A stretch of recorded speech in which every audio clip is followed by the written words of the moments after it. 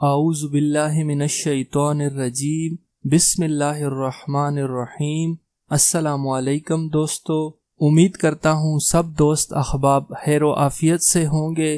آج میں آپ لوگوں کے سامنے اپنے پیارے نبی کی ایک چھوٹی سی حدیث شریف بیان کرتا ہوں کہ سیدنا ابو ہریرہ رضی اللہ تعالی عنہ سے روایت ہے کہ ہمارے نبی خاتم النبیین حضرت محمد مصطفیٰ صلی اللہ علیہ وآلہ وسلم نے فرمایا، قیامت اس وقت تک قائم نہ ہوگی جب تک سورج مغرب سے طلوع نہ ہوگا۔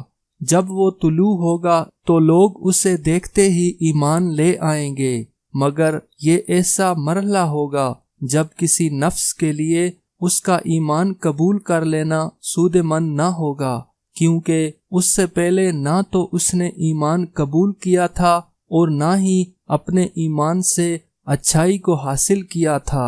دعا ہے کہ اللہ تعالی ہمیں صحیح طرح قرآن و سنت پر عمل کرنے کی توفیق عطا فرمائے اور صحیح ایمان والی زندگی نصیب فرمائے۔ آمین ثم آمین۔